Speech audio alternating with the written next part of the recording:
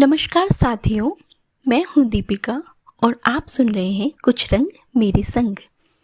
इससे पहले की 2 वीडियो में हम मुंशी प्रेमचंद द्वारा रचित गोदान उपन्यास के एक भाग को सुन चुके हैं और आज इसमें दूसरे भाग की शुरुआत करने जा रहे हैं। तो आइए सुनते हैं।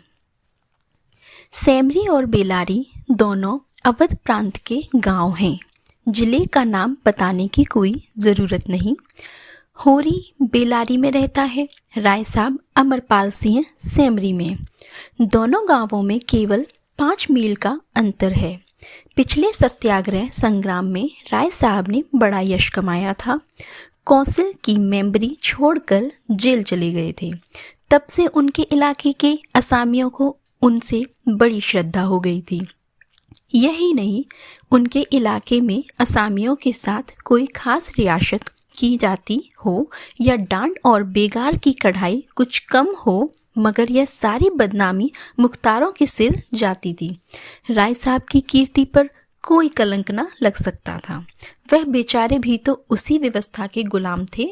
जाब्ते का काम तो जैसे होता चला आया है वैसा ही होगा। राय साहब की सज्जनता पर कोई असर न डाल सकती थी। इसलिए आमदनी और अधिकार में जो भर की भी कमी न होने पर भी उनका यश मानो बढ़ गया था। असामियों से वह हंसकर बोलते ले, यही क्या कम है, सिंह का काम तो शिकार करना है। अगर वह गरजने और गुर्राने में बदले मीठी बोली बोल सकता तो उसे घर बैठे मनमाना शिकार मिल जाता। शिकार की खोज जंगल में न भटकना पड़ता। राय साहब राष्ट्रवादी होने पर भी हुक्काम से मेलजोल बनाए रखते थे। उनकी नज़रें और डालियों और कर्मचारियों की दस्तूरियों जैसी की तैसी चली आ रही थी। साहित्य और संगीत के प्रेमी थे, ड्रामे के शौकीन थे, अच्छे वक्ता थे, अच्छे लेखक और अच्छे निशानेबाज थे। उनकी पत्नी को मरे आज 10 साल हो चुके थे, मगर दूसरी शादी न की थी। हंस बोलकर अपने विधुर जीवन को बहलाते रहते थे। होरी ड्योढ़ी पर पहुंचा तो देखा जेठ के दशहरे के अवसर पर होने वाले धनुष यज्ञ की बड़ी जोरों से तैयारियां हो रही हैं। कहीं रंगमंच बन रहा था, कहीं मंडप, कहीं मेहमानों का आतिथ्य गृह, कहीं दुकानदारों के लिए दुकानें। धूप तेज हो गई थी, पर राय साहब खुद काम में लगे हुए थे। अपने पिता से संपत्ति के साथ साथ उन्होंने राम की भक्ति भी पाई थी और धनुष यज्ञ को नाटक का रूप देकर उसे शिष्ट मनोरंजन का साधन बना दिया था। इस अवसर पर उनके यार दोस्त हाकिम हुक्काम सभी निमंत्रित होते थे और 2-3 दिन इलाके में बड़ी चहल पहल रहती थी। राय साहब का परिवार बहुत विशाल था। कोई 150 सरदार एक साथ भोजन करते थे। कई चचा थे, दर्जनों चचेरे भाई, कई सगे भाई, वीसियों नाते के भाई। एक चचा साहब राधा के अनन्य उपासक थे और बराबर वृंदावन में रहते थे। भक्ति रस के कितने ही कवित्त रच डालते। समय समय पर उन्हें छपवाकर दोस्तों को भेंट कर देते थे। उनके दूसरे चचा थे जो राम के परम भक्त थे और फारसी भाषा में रामायण का अनुवाद कर रहे थे। रियासत के सबक वजीफे बंधे हुए थे। किसी को कोई काम करने की जरूरत न थी। होरी मंडप में खड़ा हुआ सोच रहा था कि अपने आने की सूचना कैसे दें कि सहसा राय साहब उधर ही आ निकले और उन्हें देखते ही बोले, अरे तू आ गया होरी, मैं तो तुझे बुलवाने वाला था। देख, अब कि तुझे राजा जनक का माली बनना पड़ेगा। समझ गया ना? जिस वक्त श्री जानकी जी मंदिर में पूजा करने जाती हैं, उसी वक्त तू एक गुलदस्ता लिए खड़ा रहेगा और जानकी जी को भेंट करेगा। गलती ना करना। और देख, असामियों से ताकीद करके यह कह देना कि सब के सब शगुन करने आए। मेरे साथ कोठी में आ, तुझसे कुछ बातें करनी है। वह आगे आगे कोठी की ओर चले। होरी पीछे पीछे चला। वहीं एक घने वृक्ष की छाया में एक कुर्सी पर बैठ गए और होरी को जमीन पर बैठने का इशारा करते हुए बोले, समझ गया मैंने क्या कहा? कारकुन को तो जो करना है वह करेगा ही, लेकिन असामी जितने मन से असामी की बात सुनता है, कारकुन की नहीं सुनता। इन्हें इन्हीं 5-7 दिनों में 20,000 का प्रबंध करना है। कैसे होगा समझ में नहीं आता। तुम सोचते हो मुझे टके के आदमी से मालिक को क्यों 20,000 का प्रबंध करना है? कैसे होगा? अपना दुखड़ा लिए बैठे हैं। किससे अपने मन की कहूँ, ना जाने क्यों तुम्हारे ऊपर विश्वास होता है। इतना जानता हूँ कि तुम मन में मुझ पर नहीं हंसोगे, और हंसो भी तो तुम्हारी हंसी तो मैं बर्दाश्त कर लूँगा। नहीं सह सकता उनकी हंसी जो अपने बराबर के हैं, क्योंकि उनकी हंसी में ईर्ष्या, व्यंग और जलन है। और वे क्यों ना हंसेंगे? मैं तो उनकी दुर्दशा के लिए विपत्ति और पतन पर हंसता हूँ, दिल खोलकर तालियां बजाकर। संपत्ति और सहृदय में बैर है। हम भी दान देते हैं, धर्म करते हैं, लेकिन जानते हो क्यों? केवल अपने बराबर वालों को नीचा दिखाने के लिए। हमारा दान धर्म कोरा अहंकार है, विशुद्ध अहंकार। हम में किसी पर डिंगरी हो जाए, कुर्की आ जाए, बकैया मालगुजारी की इल्लत में हवालत हो जाए, किसी का जवान बेटा मर जाए, किसी की विधवा बहू निकल जाए, किसी के घर में आग लग जाए, कि किसी वैश्या के हाथों उल्लू बन जाए, या अपने असामियों के हाथों पिट जाए, तो भी उसके और सभी भाई उस पर हंसेंगे, बगलें बजाएंगे, मानो सारे संसार की संपदा मिल गई है, और मिलेगी भी तो इतने प्रेम से जैसे हमारे पसीने की जगह खून बहाने को तैयार हैं। अरे और तो और हमारे चचेरे फुफेरे ममेरे मौसेरे भाई जो इस रियासत की बदौलत मौज उड़ा रहे हैं, कविता कर रहे हैं और जुए खेल रहे हैं, शराबें पी रहे हैं और अय्याशी कर रहे हैं, वो भी मुझसे जलते हैं। आज मर जाऊं तो घी के चिराग जलाएंगे। मेरे दुख को दुख समझने वाला कोई नहीं। उनकी नज़रों में मुझे दुखी होने का कोई अधिकार ही नहीं है। मैं अगर रोता हूँ तो दुख की हंसी उड़ाते हैं। मैं अगर बीमार होता हूँ तो मुझे सुख होता है। मैं अगर अपना ब्याह करके घर में कलह नहीं बढ़ाता तो यह मेरी नीच स्वार्थपरता है। अगर ब्याह कर लूँ तो वह विलासंगता होगी। अगर शराब नहीं पीता तो मेरी कंजूसी है। शराब पीने लगूं तो वह प्रजा का रक्त होगा। अगर अय्याशी नहीं करता तो असरिक हूँ। अय्याशी करने लगूं तो फिर कहना ही क्या। इन लोगों ने मुझे भोग विलास के फंसाने के लिए कम चालें नहीं चली और अब तक चलते जाते हैं। उनकी यही इच्छा है कि मैं अंधा हो जाऊं और ये लोग मुझे लूट लें, और मेरा धर्म है कि सब कुछ देख कर भी कुछ न देखूं। यह सब कुछ जानकर भी मैं गधा बना रहूं। राय साहब ने गाड़ी के आगे की ओर बढ़ाने के लिए 2 पान खाए और मुंह ताकने लगे होरी का, जैसे उसके मनोभावों को पढ़ना चाहते हों। होरी ने साहस बटोर कर कहा, हम समझते थे कि ऐसी बातें हम ही लोगों में होती हैं, पर जान पड़ता है बड़े आदमियों में भी उनकी कमी नहीं है। राय साहब ने मुंह में पान भरकर कहा, तुम हमें बड़ा आदमी समझते हो। हमारे नाम बड़े हैं पर दर्शन थोड़े हैं। गरीबों में अगर ईर्ष्या या बैर है तो स्वार्थ के लिए, पेट के लिए। ऐसी ईर्ष्या और बैर को मैं क्षम्य समझता हूँ। हमारे मुंह की रोटी कोई छीन ले तो उसके गले में उंगली डालकर निकालना हमारा धर्म हो जाता है। अगर हम छोड़ दें तो देवता हैं। बड़े आदमियों की ईर्ष्या और बैर केवल आनंद के लिए है।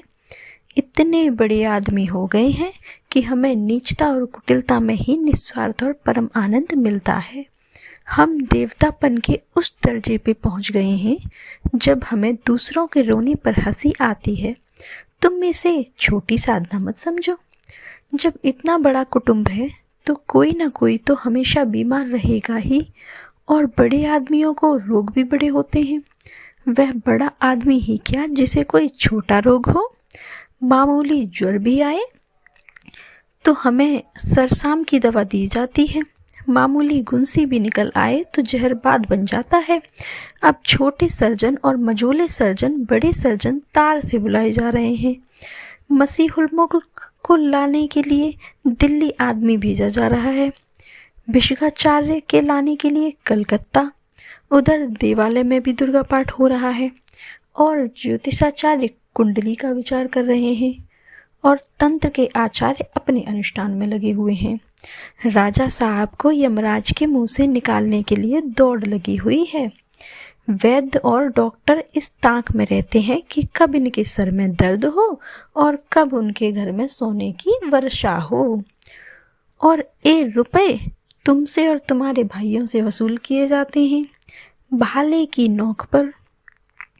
मुझे तो यही आश्चर्य होता है कि क्यों तुम्हारी आहों का दावानल हमें भस्म नहीं कर डालता। मगर नहीं, आश्चर्य करने की कोई बात नहीं। भस्म होने में तो बहुत देर लगती है, वेदना भी तो थोड़ी ही देर की होती है। हम ज्यों-ज्यों और अंगुल-अंगुल और पोर-पोर भस्म हो रहे हैं। उस हाहाकार से बचने के लिए हम पुलिस की, हुक्काम की, अदालत की, वकीलों की शरण लेते हैं। रूपवती स्त्री की भांति सभी के हाथों का खिलौना बनते हैं। दुनिया समझती है हम बड़े सुखी हैं। हमारे पास इलाके, महल, सवारियां, नौकर चाकर, कर्ज, वेश्याएं क्या नहीं हैं, लेकिन जिसकी आत्मा में बल नहीं, अभिमान नहीं, वह और चाहे कुछ हो आदमी नहीं है। जिसे दुश्मन के भय के मारे रात को नींद ना आती हो, जिसके दुख पर सब हंसें और रोने वाला कोई ना हो, जिसकी चोटी दूसरों के पैरों के नीचे दबी हो, जो भोग विलास के नशे में अपने को बिल्कुल भूल गया हो, जो हुक्काम के तलवे चाटता हो और अपनी अधीनों का खून चूसता हो, मैं उसे सुखी नहीं कहता। वह तो संसार का सबसे अभागा प्राणी है। साहब शिकार खेलने आए या दौरे पर, मेरा कर्तव्य है कि उनकी दुम के पीछे लगा रहूं। उनकी बाहों पर शिकन पड़ी और हमारे प्राण सूखे। उन्हें प्रसन्न करने के लिए हम क्या क्या नहीं करते, मगर वह पचड़ा सुनाने लगूं तो शायद तुम्हें विश्वास न आए। डालियों और रिश्वतों तक तो खैर गनीमत है, हम सिजदे को भी तैयार रहते हैं। मुफ्तखोरी में हमें अपंग बना दिया है। हमें अपने पुरुषार्थ पर लेश मात्र भी विश्वास नहीं। केवल अफसरों के सामने दुल हिलाकर उसी तरह उनके कृपा पात्र बने रहना और उनकी सहायता से अपनी प्रजा पर आतंक जमाना ही हमारा उद्यम है। पिछगलुओं की खुशामदों ने हमें इतना अभिमानी और तुनुक मिजाज बना दिया है कि हमें शील, विनय, सेवा का लोप हो गया है। मैं तो कभी कभी सोचता हूँ कि अगर सरकार हमारे इलाके छीनकर हमें अपनी रोजी के लिए मेहनत करना सिखा दे तो हमारे साथ महान उपकार करे। और यह तो निश्चय है कि अब सरकार भी हमारी रक्षा न करेगी। हमसे अब उनका कोई स्वार्थ नहीं निकलता। लक्षण कह रहे हैं कि बहुत जल्द हमारे वर्ग की हस्ती मिट जाएगी। मैं उस दिन का स्वागत करने को तैयार बैठा हूँ। ईश्वर वह दिन जल्द लाए। वह हमारे उद्धार का दिन होगा। हम परिस्थिति का शिकार बने हुए हैं। यह परिस्थिति ही हमारा सर्वनाश कर रही है और जब तक संपत्ति की यह बेड़ा हमारे पैरों में न निकलेगी तब तक यह अभिशाप हमारे सिर पर मंडराता रहेगा। हम मानवता का वह पद न पा सकेंगे जिस पर पहुंचना ही जीवन का अंतिम लक्ष्य है। राय साहब ने फिर गिलोरी का दाना निकाला और गिलोरियों को कई सारी एक साथ मुंह में भर लीं। कुछ और कहने वाले थे कि एक चपरासी ने आकर कहा, सरकार, बेगारों ने काम करने से इनकार कर दिया है। कहते हैं जब तक हमें खाने को न मिलेगा हम काम न करेंगे।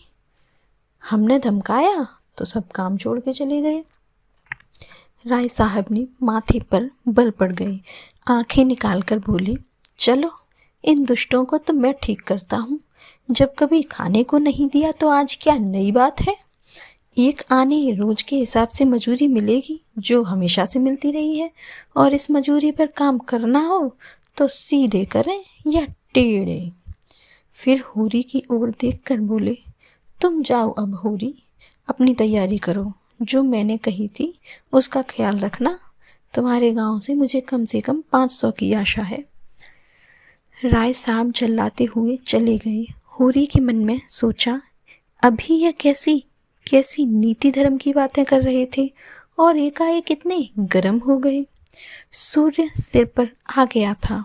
उसकी तेज से अभिभूत होकर वृक्ष ने अपना पसार समेट लिया था। आकाश पर मटियाली गर्द छाई हुई थी और सामने की पृथ्वी कांपती हुई जान पड़ती थी। होरी ने अपना डंडा उठाया और घर चला। शगुन के रुपये कहाँ से आएंगे, यही चिंता उसके सिर पर सवार थी। और इस तरीके से आज इस उपन्यास का दूसरा भाग समाप्त होता है। अगली वीडियो में हम तीसरे भाग की शुरुआत करेंगे। मेरे चैनल को सब्सक्राइब कीजिए और अगर आपको ये पसंद आता है तो लाइक कीजिए। कोई क्षमा त्रुटि हुई हो तो मैं उसके लिए माफ़ी चाहती हूँ। अगले भाग में मैं उसमें सुधार करने का प्रयास करूँगी। धन्यवाद।